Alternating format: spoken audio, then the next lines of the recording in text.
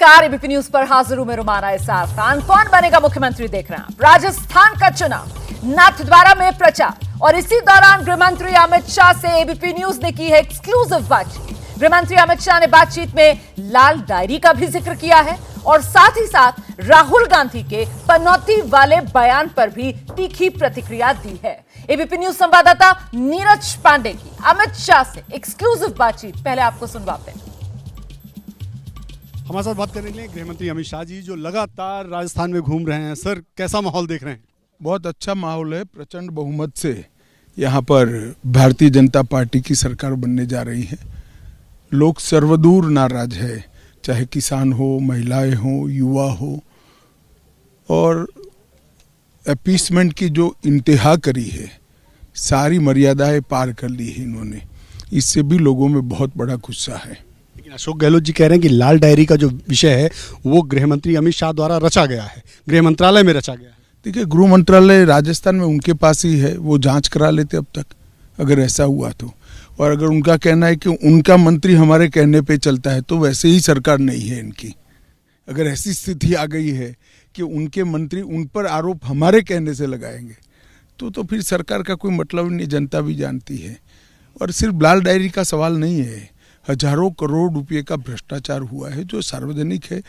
मुझे गहलोत जी एक बात का जवाब दे कि उनके सचिवालय से, सेक्रेटरीट से अलमारी में से 2.5 करोड़ रुपया मिलता है और 1 किलो सोना मिलता है। आजाद भारत के इतिहास में कहीं पर भी किसी भी राज्य में ऐसा नहीं हुआ है। कौन है इसका जिम्मेदार, वो राजस्थान की जनता जानती है। अहम मुद्दे क्या मानते हैं इस पूरे इलेक्शन के, क्योंकि अब लगभग आज से इलेक्शन का प्रचार समाप्त है। 2 चीजें हैं। मोदी जी ने लगभग 15 लाख करोड़ रुपए का राजस्थान के लिए ये 9 सालों में काम किया है। हर क्षेत्र में मोदी जी ने विकास के लिए, इंफ्रास्ट्रक्चर के लिए, गरीब कल्याण के लिए पैसा भेजा है और वो लोगों तक पहुंचा भी है।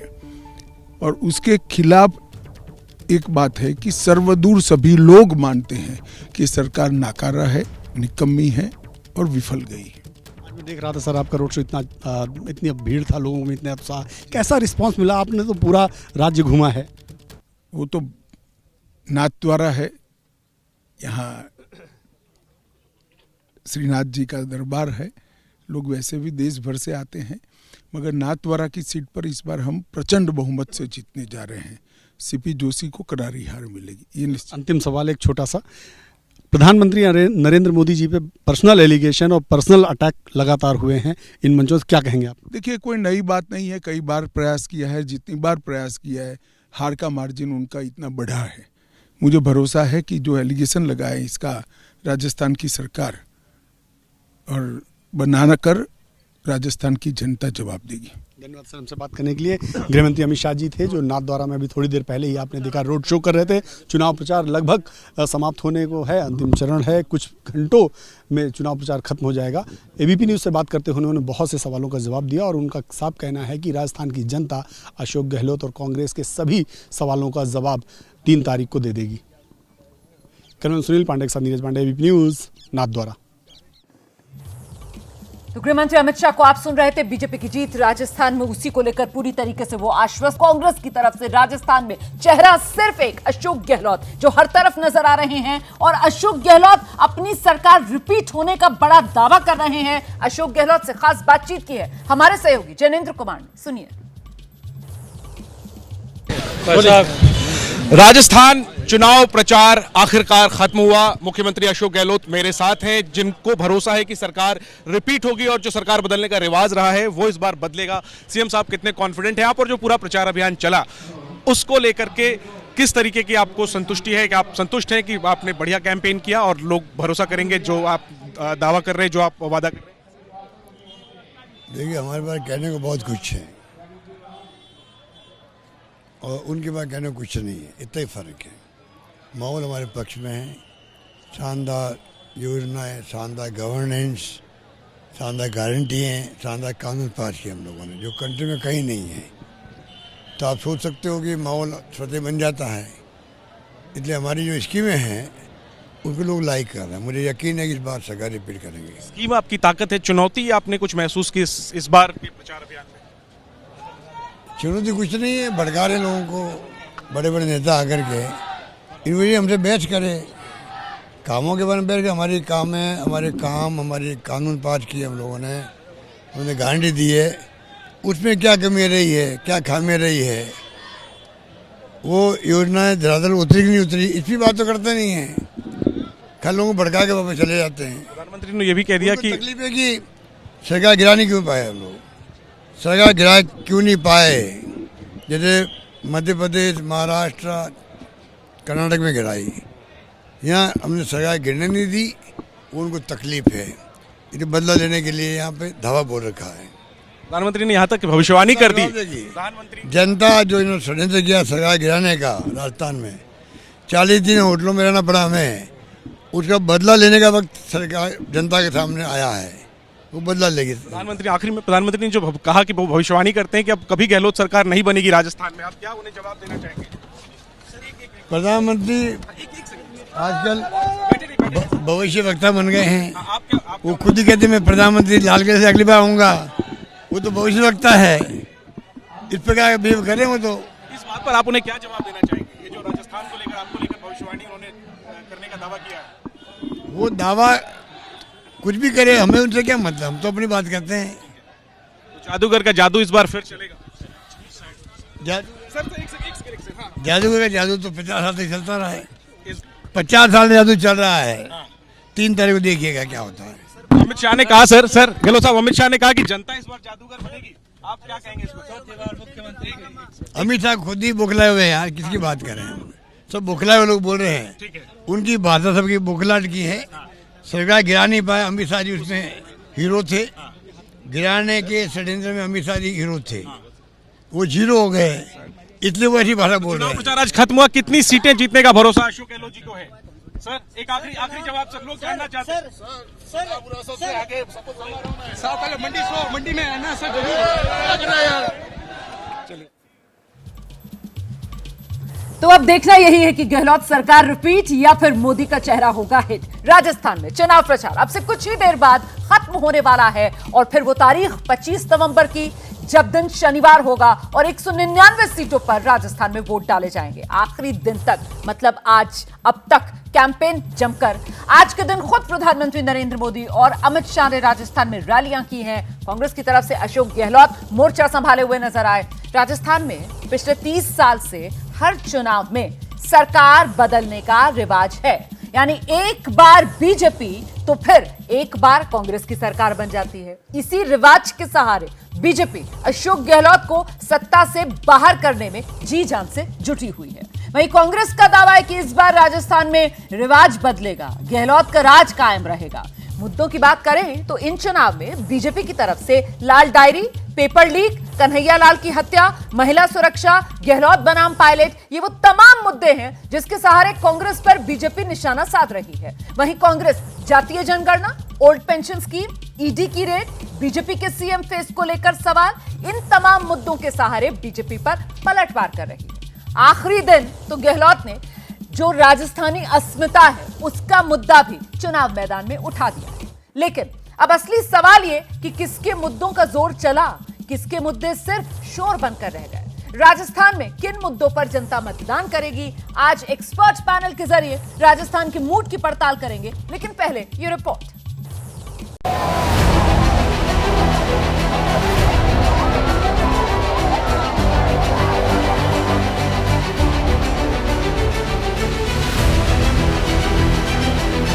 राजेश पायलट जी को लेकर कांग्रेस बयान जारी कर रही है, प्रेस कॉन्फ्रेंस कर रही है, लेकिन मेरे असली सवालों के जवाब नहीं दे रही है। कांग्रेस पूरी ताकत से झूठ बोल रही है कि कांग्रेस के शाही परिवार ने राजेश पायलट का कभी अपमान नहीं किया। जो सवाल मैं उठाता हूं उसके जवाब दो ना, बगले झांकते हो। राजेश पायलट को लेके आ गए, बताइए आप, उनको लेके आ गए, इतने घबराए हुए हैं कि कांग्रेस पार्टी में कब क्या हुआ क्या नहीं हुआ। राजेश पायलट की राजनीति में घसीट रहे हैं, जो स्वर्गीय आत्मा हैं उनको लेके आप भड़काने का काम करो, गुजरों को। कांग्रेस की भ्रष्टाचार लाल डायरी भ्रष्टाचार का प्रतीक हुआ है। दीपावली की डायरियां जो निकलती है उसमें आज सबसे कम डिमांड अगर है तो लाल कलर की डायरी की डिमांड है, क्योंकि सबको डर है कि मैं शुभकामनाओं के लिए लाल डायरी दूंगा तो वो भ्रष्टाचार का प्रतीक न माना जाए। कोई लाल डायरी नहीं है, कोई भ्रष्टाचार नहीं है, केवल परसेप्शन सेट करके चुनाव लड़ना चाहते हैं कि तो भाई आपके पास तो दिल्ली की सरकार है, पूरी सल्तनत है, आप कर लेते कुछ अगर होता तो। प्रधानमंत्री जो अभिनेता भी तो हैं, जिस उसमें अभिनय करते हैं, वो गुजराती बन गए। मैं कहाँ जाऊँगा, मैं भी तो कह रहा हूँ राजस्थान वासियों, गुजराती आके घूम रहा है यहाँ पर, वोट मांग रहा है। मैं आपका हूँ, मैं थासु दूर नहीं हूँ, मैं कहाँ जाऊँगा। अब एक भी प्रत्याशी गुजराती नहीं है, सभी की सभी सीटों पर राजस्थान के ही धरती के पुत्र और बेटियां चुनाव लड़ रही हैं। कमल चुनेगा राजस्थान, कमल चुनेगा राजस्थान।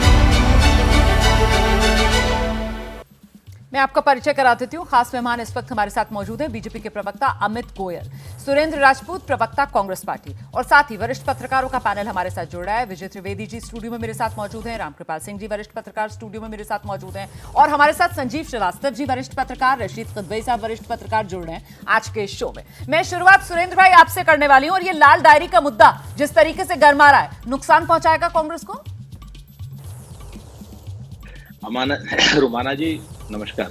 ये रही एक और डायरी, काली डायरी। इसमें जो है मोदी जी के तमाम भ्रष्टाचार, काले कारनामे, मोदी जी के, अमित शाह जी के, वसुंधरा जी के, और इसमें भी बहुत कुछ लिखा हुआ है। मैं आपको बताता हूँ, बड़ी अंग्रेजी में भी लिखा, देखिए हिसाब भी लिखा हुआ है। ये देखिए सारा हिसाब सब लिखा हुआ है। 24 होने दीजिए, ये भी इसकी भी जांच होगी, इतने अच्छे तरीके से जांच होगी, सब जेल जाए जो आरोपी। सुरेंद्र भाई सुनिए तो पहली बात तो ये कि इस डायरी का रंग लाल नहीं काला है। दूसरी बात ये डायरी किसके हाथ में है? आप कौन? ना आप मोदी सरकार में मंत्री हैं, ना आप अपनी पार्टी छोड़कर मोदी की पार्टी में आए हैं, ना आप मोदी के करीबी रहे हैं। आप समझ रहे हैं ना? जब राजेंद्र गुढ़ा के हाथ में, जो गहलोत सरकार में मंत्री होते हैं, जो अशोक गहलोत के करीबी रहते हैं, जो बीएसपी छोड़कर कांग्रेस में आते हैं अशोक गहलोत की वजह से, उनके हाथ में लाल डायरी होती है और वो आरोप लगाते हैं, तो फिर वजन बढ़ जाता है ना सर। इसीलिए मैंने कहा आप कौन, काली डायरी के मायने क्या? मुद्दा तो लाल डायरी का है। हाँ वही तो मैं रुमाना जी वही कह रहा हूँ। पार्टी हॉपर्स, यानी वो किसी भी पार्टी से के जो भी गद्दार हैं उन पर आपको भरोसा है, और जो आदमी पूरी जिंदगी एक पार्टी में रहा है, जिस आदमी ने खोज की है, जिस आदमी कह रहा है कि अडानी के 20,000 करोड़ का भी हिसाब इसी में है, जो ये कह रहा है कि सारे के सारे जो केंद्र सरकार की योजनाओं का काला सच है वो भी इसी में है, पूर्वी राजस्थान की नहर क्यों नहीं मिली वो भी इसी में है, देश में बच्चों को जिस तरीके से हम लोग चिरंजीवी योजना 50 लाख की ला रहे हैं, मोदी जी सिर्फ 5 लाख की क्यों ला रहे हैं, उसका भी काला सच इसी में है। मध्य प्रदेश के बच्चे 55% पौने क्यों पैदा हो रहे हैं, उसका भी काला सच इसी में है। और गुजरात में सीएजी ने कहा है कि 1.5 लाख करोड़ रुपए की बेईमानी भाजपा सरकार ने की है, उसका भी काला सच इसी में है। और जिस आदमी ने कभी पार्टी नहीं छोड़ी उस पर भरोसा नहीं, और जो पार्टी हॉपर से उन पर आपको भरोसा, वाह भाई वाह, ये तो उचित नहीं है ना। मतलब लाल डायरी को आप सिरे से खारिज कर रहे हैं, यही मतलब है ना। मैं अमित गोयल जी का रुख कर लेती हूँ। अमित गोयल जी, लाल डायरी के जवाब में सुरेंद्र राजपूत एक काली डायरी दिखा देते हैं, सुरेंद्र राजपूत अलग से आरोपों की झड़ी लगा देते हैं। तो कुल मिलाकर लब्बो लिबाब ये कि क्या इस चुनाव में ये लाल डायरी, भ्रष्टाचार वाला मामला, गहलोत सरकार की घेराबंदी बीजेपी कर पाएगी, या फिर कांग्रेस ऐसे ही बच के निकल जाएगी? अमित गोयल। देखिए रोमाना जी, राजस्थान में कांग्रेस का मतलब C for Congress, C for corruption, C for crime और सी फॉर चीटिंग। पिछले 5 साल में राजस्थान में कांग्रेस पार्टी के विधायकों का एक ही नारा है, सरकार नाम की लूट है, लूट सके तो लूट, और टाइम पूरा हो जाएगा कुर्सी जाएगी छूट। और मुख्यमंत्री जी ने, जब उनकी पूरी सरकार क्वारंटाइन थी और उन्हीं के विधायक अपनी सरकार के कुशासन से परेशान होकर जयपुर राजस्थान छोड़कर बाहर चले गए थे, उस समय पर भी मुख्यमंत्री जी ने बाद में कहा था कि मैं अपने विधायकों के एहसान उतारूंगा, और उन विधायकों के एहसान उतारने के चक्कर में राजस्थान की जनता को उन्होंने कुशासन के गहरे अंधकार में डाल दिया, भ्रष्टाचार के गहरे अंधकार में डाल दिया। हमारे मित्र सुरेंद्र राजपूत जी ने बहुत सारी बातें की, उन्होंने राजेंद्र गुड़ा जी के लिए भी कहा। अरे भाई, मैं आपको आपकी सरकार के 2 और विधायकों के बारे में बता देता हूं। आपकी सरकार के पूर्व मंत्री वरिष्ठ विधायक भरत सिंह कुंदनपुर जी ने कम से कम 50 पत्र अशोक गहलोत जी को लिखे कि राजस्थान का जो आपका खान मंत्री है प्रमोद जैन भाया, वो सबसे बड़ा अवैध खनन का माफिया है, चौथ वसूली करता है, अवैध माइनिंग करता है। मुख्यमंत्री जी ने उनके किसी पत्र पर कोई भी रिएक्शन नहीं दिया। उन्होंने अपने केस मुंडवाकर मुख्यमंत्री जी को समर्पित कर दिए विरोध के अंदर। लेकिन मुख्यमंत्री जी के कान जो है वो भ्रष्टाचार से, सिक्कों की खनक से बंद थे। उनके किसी पत्र पर कोई सुनवाई नहीं हुई है। आपके एक विधायक का मामला बता रहा हूं। आप ही के दूसरे विधायक कांतिलाल मीणा, उनके 2 पुत्र एसीबी ने गिरफ्तार किए। राजस्थान की जो एसीबी है उसने गिरफ्तार किए। 14 लाख रुपए के काम में 5 लाख रुपए की रिश्वत लेते हुए गिरफ्तार हुए। आपके गोविंद सिंह डोटासरा, आपके सरकार के प्रदेश अध्यक्ष कांग्रेस पार्टी के और तत्कालीन शिक्षा मंत्री, उनके सामने एक वरिष्ठ शिक्षकों के सम्मान का कार्यक्रम था। मुख्यमंत्री अशोक गहलोत उसमें पधारे थे। मुख्यमंत्री जी ने शिक्षकों से पूछा, भाई क्या आपको राजस्थान में ट्रांसफर पोस्टिंग के लिए पैसे देने पड़ते हैं? तो उन्होंने सबने एक स्वर में हाथ खड़े करके कहा कि हाँ, हमको पैसे देने पड़ते हैं। तो ये आपका शासन रहा पिछले 5 साल में राजस्थान के अंदर। आपकी सरकार ऐसी पहली सरकार है देश के अंदर जिसमें मंत्रालय के अंदर 2.5 करोड़ रुपया नगद और 1 किलो सोना मिला। आपकी सरकार ऐसी पहली सरकार है राजस्थान के अंदर जिसके अंदर जहां डीआई पाइपलाइन डाली, लोहे के महंगे पाइप डालने थे जल जीवन मिशन की योजनाओं में, वहां एचडीपी के प्लास्टिक पाइप डाल दिए गए। मतलब राजस्थान के जवान को आपने ठगा, राजस्थान के किसान को आपने ठगा, राजस्थान की महिलाओं को आपको ठगा। आपको रोमाना जी बताना चाहता हूं मैं, कांग्रेस पार्टी के युवराज थोड़ा जवाब भी ले लेते हैं, लेकिन आगे आप ये जरूर बताइएगा कि इतना सब कुछ हो रहा था और केंद्रीय जांच एजेंसी ईडी पहुंचती है, चुनाव से एन पहले एक्शन होता है, तो भी गिरफ्तारी के नाम पर नीलबटे सन्नाटा क्यों रहता है सर? वहां पर एक्शन उस रूप में क्यों नहीं हो पाता है? इसका जवाब आप आगे दे दीजिएगा। सवाल ये भी बड़ा हो जाता है कि भ्रष्टाचार, लाल डायरी को तो आप काली डायरी दिखाकर बात को गोल गोल घुमा रहे हैं, लेकिन वो पेपर लीक, वहां पर भी भ्रष्टाचार। और उस मुद्दे को लेकर तो खुद सचिन पायलट, अब तो ठीक है मेल मिलाप हो गया है, लेकिन वही जोर शोर से इस मुद्दे को उठाते रहे और गहलोत सरकार पर ही भ्रष्टाचार का आरोप लगाते रहे। कैसे बचेंगे सर इन आरोपों से? सुरेंद्र राजपूत। देखिए, जनता के सामने आप कुछ भी कह लीजिए, जनता जो अपनी बात कहना चाहती है वो सामने है, बहुत साफ है। अभी जैसे हमारे मित्र भारतीय जनता पार्टी के प्रवक्ता सर ने इस बात बड़ी अच्छी करी, उन्होंने कहा फलाने एमएलए ने ढिमकाने। भाई कैलाश मेघवाल तो आप ही का साथी रहा, 28 साल, 30 साल, 40 साल का था ना कैलाश मेघवाल। अगर आप हमारे एमएलए की तो बात आपको याद है, कैलाश मेघवाल की बात याद नहीं है? नरेंद्र मोदी जी को खुलेआम उन्होंने कहा कि देश का सबसे भ्रष्टतम मंत्री अगर कोई है तो उसका नाम अर्जुन मेघवाल है साहब। उसको आप अपने यहां रख करके, मोदी जी कौन से भ्रष्टाचारी को आप अपने यहां रख रहे हो? या तो आप भ्रष्ट हो या फिर अर्जुन मेघवाल ईमानदार। तो आप मुझे ये बता दो कि ऐसे भ्रष्ट आदमी को, जिसको कैलाश मेघवाल ने, जो आपका 48-50 साल का एमएलए था, आपका 48-50 साल का कार्यकर्ता था, एक सरकारी बाबू क्लर्क जो है रिटायर होकर के आया और उसके एवज में, अर्जुन राम मेघवाल के एवज में आपने कैलाश मेघवाल को अपनी पार्टी से निकालना उचित समझा। आपके सामने ये सीधा सीधा प्रश्न है। और अर्जुन मेघवाल आज भी केंद्र में मंत्री है, ठीक है, आपके सामने। मैं नहीं कह रहा, मैं तो मतलब मैं अपनी तरफ से सारी बातें कह रहा हूं। दूसरी बात, रही बात भ्रष्टाचार पर आर पार है ना सुरेंद्र राजपूत जी, भ्रष्टाचार पर आर पार है ना। वरिष्ठ पत्रकारों का पैनल हमारे साथ मौजूद है, एक एक क्विक टिप्पणी, क्योंकि आगे और भी मुद्दे हैं ना सर, भ्रष्टाचार के अलावा और भी मुद्दे हैं जो राजस्थान के इस रण में जमकर उठाए गए, उन पर भी चर्चा करेंगे हम। विजय त्रिवेदी जी से शुरुआत कर रही हूँ सर, ये भ्रष्टाचार का मुद्दा, ये लाल डायरी सियासी तौर पर आपको लगता है किसी पर पड़ेगी भारी? देखिए, अब जिस तरह से हुआ है उसमें मुझे नहीं लगता कि ये लाल डायरी से कोई भ्रष्टाचार का एक ऐसा बड़ा मुद्दा बन जाएगा कि अशोक गहलोत सरकार भ्रष्ट सरकार मानी जाए। लेकिन भ्रष्टाचार के बहुत सारे मुद्दे इस सरकार के कार्यकाल के दौरान आए, लेकिन उस पर जो आपने सवाल किया वो ज़्यादा वाजिब सवाल है कि इतने समय से गोयल साहब जो आज आपके सामने इतना बोल रहे हैं, केंद्रीय एजेंसियां हर ईडी दफ्तर में पहुंच जाती हैं, हर घर में पहुंच जाती हैं, वो एजेंसियां वहां क्यों नहीं पहुंची जिनका जिक्र वो कर रहे हैं? और जितने घोटाले हुए उन सब पर तो सरकार, केंद्र सरकार जांच करवा सकती थी, ईडी से जांच करवाती, सीबीआई से करवाती, जो भी वो नहीं करवाई। तो क्या भारतीय जनता पार्टी ने ये पूरी लड़ाई अशोक गहलोत सरकार के खिलाफ 5 साल में भ्रष्टाचार की लड़ाई के तौर पर लड़ी है? ऐसा नहीं लगता। अगर ऐसा होता तो इस चुनाव का बड़ा मुद्दा भ्रष्टाचार होता, जो आज नहीं दिखाई दे रहा। बिल्कुल, जो सिर्फ और सिर्फ ऐसा लग रहा है कि चुनाव आया और भ्रष्टाचार का मुद्दा अपने साथ एक तरीके से रॉ में बहा कर ले आया। रामकृपाल जी। निश्चित रूप से विजय जी जो बात कह रहे हैं कि वो सही है। देखिए, अब इस मौके पर कोई चुनाव प्रचार बंद हो चुका है जी। ये सब तुम्हारी कमीज मुझसे सफ़ेद कैसे है, ये कोशिश आखिरी होती है कि थोड़ी सी मिट्टी डाल दूं ताकि हम बराबर हो जाएं। ठीक है। तो ये भ्रष्टाचार और इस तरह के आरोप प्रत्यारोप, किसकी कमीज ज़्यादा सफ़ेद है, ये चलता रहता है, इसका कोई बहुत मतलब होता नहीं है। ठीक। और ये बिल्कुल सही है। देखिए, मतलब चुनाव में आप कह रहे हैं ये ज्यादा मुद्दा फर्क डालने वाला नहीं है। ठीक है संजीव जी, आपका आकलन भ्रष्टाचार का मुद्दा, लाल डायरी का मुद्दा।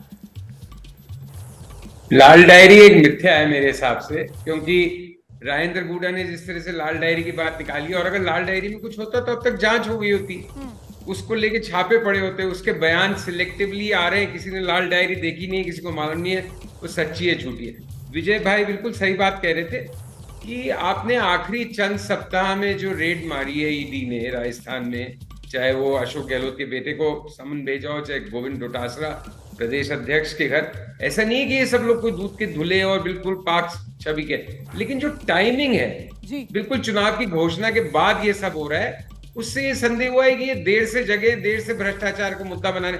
राजस्थान के चुनाव में दरअसल भ्रष्टाचार मुद्दा नहीं है, विधायकों के खिलाफ एंटी इनकम्बेंसी मुद्दा है, सचिन गहलोत की लड़ाई मुद्दा है, बीजेपी में चेहरे का अभाव मुद्दा है, स्थानीय कार्यकर्ता में ऊर्जा दोनों तरफ से अलग अलग कारणों से कम होना मुद्दा है। आपने वो तमाम मुद्दे गिना दिए सर, जिन पर हमें आगे आना था, जो हम ग्राफिक्स में चला रहे हैं, कौन कौन से मुद्दे हैं राजस्थान के इन चुनाव में। लेकिन पहले जरा भ्रष्टाचार वाले पर एक टेक ले लेते हैं। रशीद सर भी वेट कर रहे हैं। रशीद जी प्लीज आइए।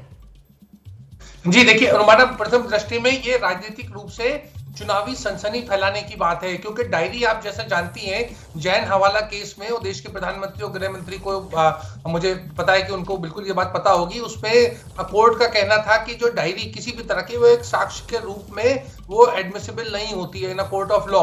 ये बात जब अदालत कह चुकी है, और उसमें जैन हवाला केस में बड़े बड़े नेता जो थे, दिग्गज उसमें फंसे थे, और सब एक के बाद एक निकल गए, तो अब ये डायरी। दूसरी बात जो रुमाना भ्रष्टाचार की बात करी, वो बड़ा गंभीर संवेदनशील मामला है, लेकिन उसका एक मखौल बना दिया। कहीं महादेव ऐप की बात होती है, कहीं लाल डायरी की बात होती है, और जब मध्य प्रदेश में जब एक केंद्रीय मंत्री के बेटे का वीडियो आया तो चुप्पी खामोशी। तो ये बिल्कुल उसका एक राजनीतिक चेहरा है, और मुझे लगता है बहुत ही दुर्भाग्यपूर्ण है। और इसी वजह से शायद कांग्रेस बहुत आक्रामक इस पूरे मुद्दे पर। और आज जब अशोक गहलोत सामने आते हैं, वो कहते हैं कि साहब ये तो सब कुछ चुनावी हथकंडा बीजेपी का है, ये तो चुनावी षड्यंत्र लाल डायरी और कुछ नहीं बीजेपी की तरफ से रचा जा रहा है। बड़ा मुद्दा राजस्थान के चुनाव में प्रचार के अंतिम दिन राजस्थानी अस्मिता के तौर पर सामने आया, जब अशोक गहलोत ये कहते हैं कि साहब गुजराती आकर यहां पर प्रचार कर रहा है, मैं तो राजस्थानी हूं, मैं हार गया तो मैं कहां जाऊंगा। क्या लग रहा है आपको अमित गोयल जी, ये राजस्थानी अस्मिता वाला मुद्दा जो अशोक गहलोत उठा रहे हैं, बीजेपी को भारी तो नहीं पड़ जाएगा? देखिए, मैं आपको बताऊं, राजस्थान में जो भी लोग चुनाव लड़ रहे हैं वो सब राजस्थान की भूमि से पैदा हुए लोग हैं, राजस्थान के कार्यकर्ता हैं। कोई भी आदमी गुजरात से आके राजस्थान में चुनाव नहीं लड़ रहा है। और चुनाव प्रचार की बात ये कर रहे हैं अशोक गहलोत जी, तो मैं तो अगर इटली तक पहुंच जाऊंगा तो फिर बहुत सारी बातों का जवाब देना पड़ेगा कि लोग इटली से आके देश में एक बड़ी पार्टी के चेयरपर्सन भी रहे लंबे समय तक। तो ये कोई विषय नहीं है। खड़गे साहब भी कर्नाटक से आए हैं, राजस्थान में प्रचार कर रहे हैं। मैं समझता हूँ बौखलाए हुए हैं गहलोत साहब। क्या है कि देखिए, अभी जो स्थिति बनी हुई है राजस्थान में, मैंने आपको पहले भी बताया कि भ्रष्टाचार का एक मुद्दा है, बहुत बड़ा मुद्दा है, निश्चित रूप से इसमें कोई किंतु परंतु नहीं है। पेपर लीक एक बहुत बड़ा मुद्दा है राजस्थान के अंदर रुमाना जी। देखिए, राजस्थान में 17 पेपर लीक हुए, और उस पेपर लीक के अंदर आप ये देखिए, सरकार के एक मंत्री बाकायदा गोपाल केसावत 18.5 लाख रुपए की रिश्वत लेते हुए रंगे हाथ और राजस्थान की एजेंसियों ने गिरफ्तार किया।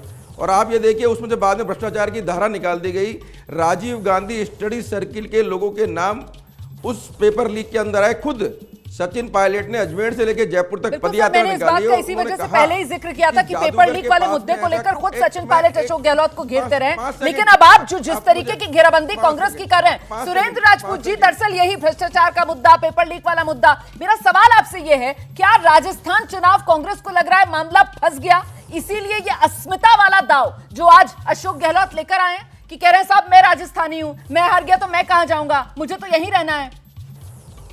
देखिए, मैं आपको बताऊं, राजस्थान में जो भी लोग चुनाव लड़ रहे हैं वो सब राजस्थान की भूमि से पैदा हुए लोग हैं, राजस्थान के कार्यकर्ता हैं। कोई भी आदमी गुजरात से आके राजस्थान में चुनाव नहीं लड़ रहा है। और चुनाव प्रचार की बात ये कर रहे हैं अशोक गहलोत जी, तो मैं तो अगर इटली तक पहुंच जाऊंगा तो फिर बहुत सारी बातों का जवाब देना पड़ेगा कि जो बात आदरणीय अशोक गहलोत जी ने कही, वही सारी बातें जब नरेंद्र मोदी जी ने कही थी गुजरात में, ऑन रिकॉर्ड में कह रहा हूं, नरेंद्र मोदी जी ने जब गुजरात में कही थी तो उनकी बल्ले बल्ले हो रही थी कि साहब क्या बात कही है, वाह वाह वाह वाह वाह। आज वही बातें जो है इनको इटली तक पहुंचना पड़ गया। गोयल साहब, इटली भी मत जाओ। हमारे गांव में, आपके गांव में शादियां दूसरे के गांव में होती हैं, दूसरे गोत्र में होती हैं, दूसरे शहर में, दूसरे राज्य में, दूसरे देश में होती हैं। हाँ, भाजपा में हो सकते हैं अपनी बुआ चाचा में शादी होती है, हमारे यहाँ तो नहीं होती, मैं आपको बता दूं। बीजेपी में हो सकती है बुआ चाचा में शादी होती हो। तो आप इस तरीके की बात करोगे तो जवाब बड़ा करारा मिलेगा। आप थोड़ा सा ध्यान रखो सभ्यता का, सम्मान का, राजस्थानी अस्मिता का। एक बात। दूसरी बात मैं आपको बताऊं कि इनके यहां क्यों वसुंधरा जी को बेइज्जत कर रहे हैं वो राजस्थानी।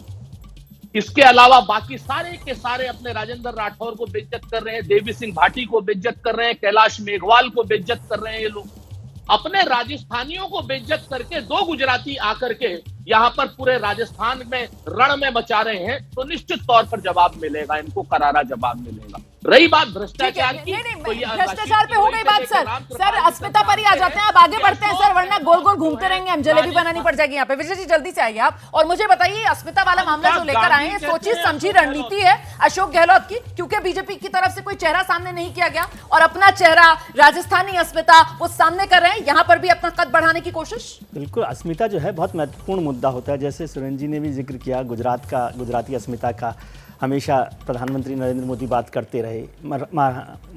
महिला ये ममता बनर्जी जो हैं बंगाल में, पश्चिमी बंगाल में बंगाली अस्मिता की बात करती रही। भूपेश बघेल छत्तीसगढ़ में छत्तीसगढ़िया सबसे बढ़िया की बात करते रहे। तो एक अस्मिता की बात है। और सुरेंद्र जी ने ठीक बात की कि अशोक गहलोत कहाँ जाएंगे, वो तो दिल्ली नहीं आया कांग्रेस अध्यक्ष बनने के लिए, तो उनको तो राजस्थान ही रहना है। लेकिन जो राजस्थानी अस्मिता की बात करता है, वो पिछले 3 बार मुख्यमंत्री रहने के बाद राजस्थानी भाषा को केंद्र में दर्जा नहीं दिलवा पाया शेड्यूल में। ये सुरेंद्र राजपूत जी को शायद पता नहीं हो, अमित जी को पता होगा, क्योंकि अमित जी भी पार्टी में रहे हैं और केंद्र में उनकी सरकार बहुत लंबे समय रही है। लेकिन वो दोनों लोग, कांग्रेस और भारतीय जनता पार्टी, जो अस्मिता की बात करता हूँ, अस्मिता में भाषा सबसे इंपॉर्टेंट है। सही बात। उसमें कांग्रेस और बीजेपी दोनों की सरकारें केंद्र में भी रही, राजस्थान में भी रही। और ऐसे मौके रहे जब केंद्र में कांग्रेस की, राजस्थान में कांग्रेस की, ऐसी मौके भी रहे जब बीजेपी की केंद्र में और राजस्थान में। नहीं, आपकी जानकारी बहुत दिलचस्प भी है सर। सीधी तस्वीरें दिखाते हैं, प्रधानमंत्री नरेंद्र मोदी मथुरा पहुंचे हुए हैं। ये तस्वीरें आप मथुरा से देख रहे हैं। तो प्रधानमंत्री नरेंद्र मोदी उत्तर प्रदेश के मथुरा में, और ये जो फिलहाल आप तस्वीरें देख रहे हैं वो श्री कृष्ण जन्मभूमि की तस्वीरें थी जो आप देख रहे थे। और अब ये तस्वीरें विजय जी बेहतर बता पाएंगे। विजय जी जी, ऊपर मंदिर बना हुआ है, नीचे जन्मभूमि है, जन्मभूमि का दर्शन कर रहे हैं। ये जन्मभूमि का और ये पहला मौका है जब देश के प्रधानमंत्री श्री कृष्ण जन्मभूमि पर पहुंचे हों। अपने आप में संकेत और वो प्रतीकों की राजनीति में जो कहा जाता है कि बीजेपी हमेशा बाजी मारती हुई नजर आती है, उस लिहाज से भी तस्वीरें बेहद महत्वपूर्ण हो जाती हैं। भारतीय जनता पार्टी का नारा एक जमाने तक रहा है कि अयोध्या तो झांकी है, मथुरा काशी बाकी है। तो काशी में तो आपने देखा होगा कि बहुत बड़ा निर्माण काम हो गया है, लोग काशी रोड का बन के भी, विश्वनाथ का। और अब मथुरा को लेकर चल रही है, काशी में ज्ञानवापी को लेकर एक मुद्दा चल रहा है, तो मथुरा तक चल रहा है, ताकि जो उनका हिंदुत्व की जो लाइन है, राम जन्मभूमि का काम बड़ा पूरा हो गया, उसके आगे का जो मुद्दा है उसको सस्टेन कैसे किया जा सके। वो जो हिंदुत्व की जो तपन है वो बराबर महसूस होती रहनी चाहिए। उसके लिए अब राम जन्मभूमि के बाद काशी और मथुरा को, और इसको दूसरे तरीके से, वो लीगल लड़ाई की बजाय जो डेवलपमेंट के नाम पर जो काम किया जा रहा है, डेवलपमेंट किया जा रहा है, अयोध्या के बाद काशी में किया गया, उज्जैन में किया गया और अब मथुरा में किया जा रहा है। तो जिसका जिक्र प्रधानमंत्री भी करते हैं कि साहब आस्था भी, संस्कृति भी, विरासत भी और विकास भी, और ये विकास में भी शामिल होता है। बिल्कुल, जिस तरीके से हमने देखा था कि काशी विश्वनाथ में वो पूरा का पूरा काशी विश्वनाथ कॉरिडोर जिसका जो बनाया गया वहां पर भव्य तरीके से, कि माँ गंगा के चरणों से सीधे आप जो जल लेकर वहां पर जल लेकर आप सीधे बाबा के दर्शन कर सकते हैं जाकर बिना किसी अवरोध के। और अब इसी तरीके से यहाँ पर मथुरा में भी कॉरिडोर बनाने की बात चल रही है। और वो एक हिंदुत्व के एजेंडा को लगातार आंच मिलती रहे, तपन मिलती रहे, उसकी एक कोशिश है कि सस्टेन किया जा सके। ये कुछ लोग कहते हैं कि ये काठ की हांडी बार बार नहीं चढ़ती, काठ की हांडी चढ़ाने की बात नहीं है, वो जो तपन है वो बनी रहे। उनको पता है कि भारतीय जनता पार्टी को कि अब राम जन्मभूमि जैसा मुद्दा मथुरा और काशी का नहीं हो सकता, लेकिन जो एजेंडा है उसको पूरा करने की बात और उसको दूसरे रास्ते से आगे बढ़ाने की बात पर ये कोशिश एक्सरसाइज की जा रही है, ताकि ये कहा जा सके कि जो मुद्दे उन्होंने रखे थे उनको आगे बढ़ाया और उसके साथ वो लड़ाई लड़ती रही। बिल्कुल, मतलब रामकृपाल जी, एक तरीके से वो जो हिंदुत्व का मुद्दा है उसकी धार कुंद ना पड़े, उसमें धार बनी रहे। देखिए रोमाना जी, ये जनसंघ के जमाने से उस समय से हिंदुत्व राष्ट्रवाद की जो बात हो रही थी, तो मेरा ये कहना है कि अब पिछले 10 साल से बीजेपी सत्ता में है और ये जैसा विजय जी ने कहा कि ये तो झांकी है, काशी मथुरा बाकी है, ये आज से नहीं रहा है, ये बहुत पहले से, आज़ादी के बाद से ये बात होती रही है। तो जो माहौल आज जिस तरह का है और जैसा कि काशी में किया गया, महाकालेश्वर में किया गया, विंध्य में देखिए विंध्याचल का कॉरिडोर बना, तो उस तरह से ये काशी मथुरा का तो बहुत दिनों से चल भी रहा है, बांके बिहारी मंदिर का जीर्णोद्धार कहिए और उसमें कहिए, ये टूरिज्म और बाकी चीज़ें, तो जाहिर सी बात है कि बीजेपी अगर सत्ता में है, अगर ऐसे में वो चीज़ नहीं बढ़ेगी तो कब बढ़ेगी। बिल्कुल, तो ये बिल्कुल सही है कि कहीं ना कहीं, लेकिन मैं एक बात मुझे कहता हूँ, एक रिएक्शन देते हैं हमारे साथ संजीव जी भी लगातार, एक लाइन और कह रहा हूँ, एक लाइन और जी, कि देखिए ये इसको पार्टी से मत जोड़िए, ये हमारी सांस्कृतिक विरासत भी है। कल को कोई भी पार्टी आएगी, ये मुद्दे, ये सवाल रहेंगे, ये चीजें रहेंगी। तो इससे सिर्फ कोई बीजेपी का ठेकेदारी नहीं है कि काशी मथुरा और अयोध्या। जी अमित जी आइए। मैं सुरेंद्र राजपूत जी की बात का जवाब देना चाह रहा हूँ रोमाना जी। हाँ जी। उन्होंने वो चाचा और बुआओं के शादी के रिश्ते की बात की थी, तो मैं इतनी सी बात कहना चाहता हूँ उसके अंदर कि देखिए भगवान श्री राम को मानने वाले, उनके यहाँ तो ऐसा होता नहीं है, लेकिन जो भगवान राम को काल्पनिक बताते हैं, जो कहते हैं कि लोग मंदिर में लड़कियाँ छेड़ने जाते हैं, ऐसी जगहों पर जरूर चाचा बुआओं के घरों में रिश्ते होते हैं। और कांग्रेस पार्टी में सुरेंद्र राजपूत जी की भी गलती नहीं है। कांग्रेस जिस लोगों को अपना वोट बैंक मानती है, अमूमन वहाँ पर ऐसा ही होता है।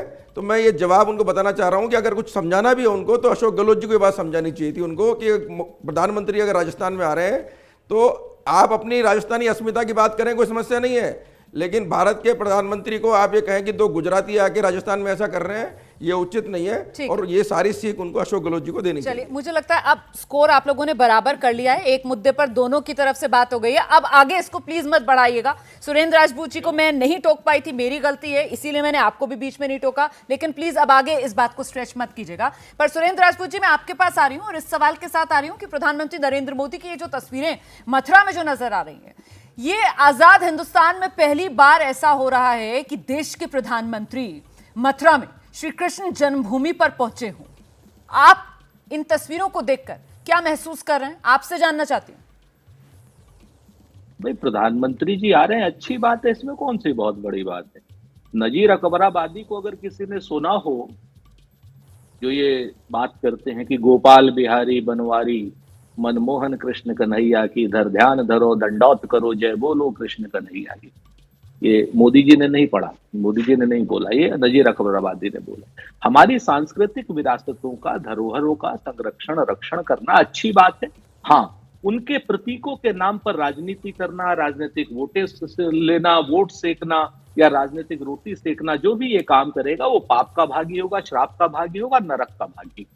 तो बहुत स्पष्ट रूप से प्रधानमंत्री जी अपने आध्यात्मिक टूर पर है, धार्मिक टूर पर है, उनका स्वागत। लेकिन अगर प्रधानमंत्री जी अपने राजनीतिक रोटियां सेकने की बात कर रहे हैं, तो भगवान श्री कृष्ण जो हैं उन्हें पाप का भागी भी बनाएंगे, श्राप का भागी भी बनाएंगे और नरक का भागी भी बनाएंगे। अभी गोयल जी ने छोटी छोटी सी बात कर दी, तो गोयल जी जरा सा और इतिहास में जाइएगा तो आपको बहुत सी चीजें पता चलेंगी, क्योंकि रोमाना को हम बहुत मानते हैं। इन्होंने कहा कि अब आगे स्ट्रेच मत कीजिए, तो मैं नहीं कर रहा हूं, लेकिन बहुत स्पष्ट जान लीजिए कि अगर आप यहां से लेकर के विदेश तक जाएंगे तो आपको कंधार होते हुए, जनकपुर होते हुए कहीं बहुत सी जगहों पे जाना पड़ेगा। सर छोड़िए इस बात को, आपने नजीर अकबराबादी का जिक्र यहाँ पर किया, मुझे लगता है मौलाना हसरत मोहानी का भी मैं यहाँ पर जिक्र कर दूं, जो इतने ज्यादा बड़े कृष्ण भक्त माने जाते थे कि साहब हमेशा बांसुरी अपने पास रखते थे, यहाँ तक कि जब वो आजादी के आंदोलन में जेल भी जाते थे तो भी वो सिर्फ एक ही गुहार लगाते थे कि मुझे मेरे साथ बांसुरी ले जाने दो। खैर, ये जो तस्वीरें सामने आ रही है मथुरा की, ये तस्वीरें हैं। संजीव जी भी हमारे साथ मौजूद है, रशीद कदवई साहब भी हमारे साथ मौजूद है। संजीव जी, आपके पास आ रही हूँ,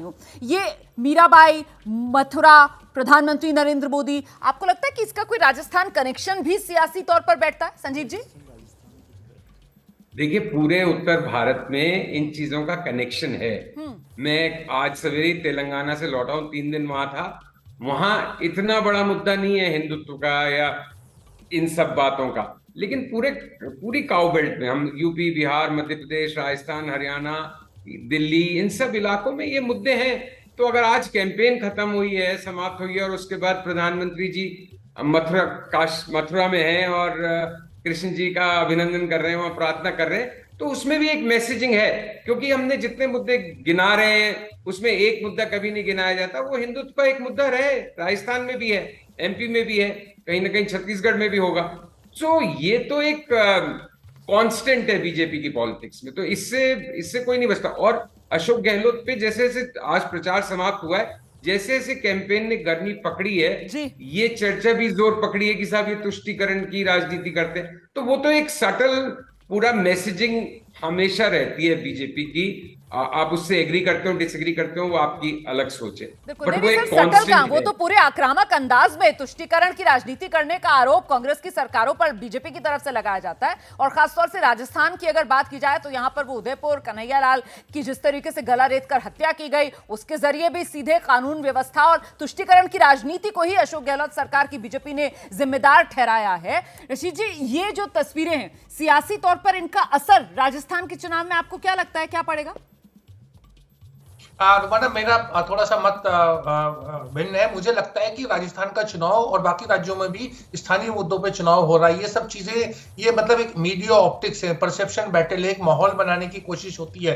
वैसे तो ये मैं मानूंगा कि एक जो धर्म और आस्था का मामला है, ये निजी मामला है, लेकिन इस पे देखिए आप इतना कन्फ्रंटेशन भी नहीं है। जिस तरीके से कांग्रेस ने, आपने उदयपुर की बात करी, उदयपुर में ही कांग्रेस का जो एक चिंतन शिविर हुआ था, वहां पर उन्होंने पूरा एक रिलीजियस आउटरीच प्रोग्राम, और उसको कमलनाथ ने और बहुत से कांग्रेस के लोग राजस्थान में भी उसका अनुसरण कर रहे हैं। तो इसका एक बहुत बड़ा भाजपा को राजनीतिक लाभ हो, मुझे नहीं लगता। हाँ, वो अशोक गहलोत जी की वो पर्चा लीक और दूसरी जो कमियां हैं या प्रशासन की जो कमियां रही है, उसको लेके वो ज्यादा मुद्दे बनेंगे। ये मुद्दा अब इतना उसका महत्व नहीं है। हो सकता है लोकसभा में फिर महत्व हो, लेकिन विधानसभा के चुनाव में मुझे लगता है स्थानीय मुद्दों पर ही चुनाव होगा। लेकिन वो कहते हैं ना कि एक तस्वीर 1000 शब्दों से भी ज्यादा बयां कर जाती है, और ऐसे में जब ये तस्वीरें आ रही हैं तो विजय जी, राजस्थान तक तो संदेश जाएगा ना इनका?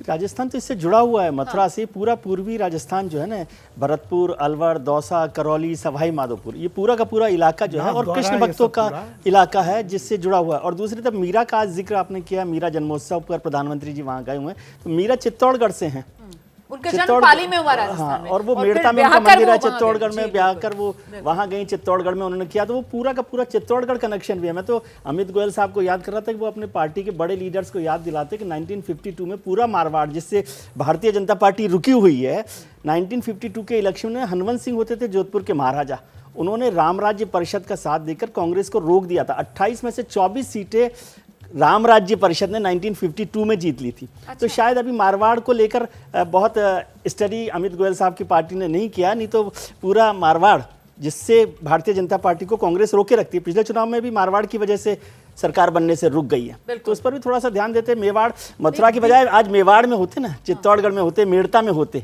तो उसका एक अलग इम्पैक्ट भी होता, ज्यादा मैसेजिंग होती। मतलब फिर अमित जी, लेकिन हालांकि आज अमित शाह जी नाथद्वारा में थे जी, लेकिन मुझे लगता नहीं अमित जी मानेंगे कि ये जो कुछ हो रहा है वो सीधे सीधे राजस्थान चुनाव और सिर्फ पॉलिटिकल मैसेजिंग के लिए हो रहा है।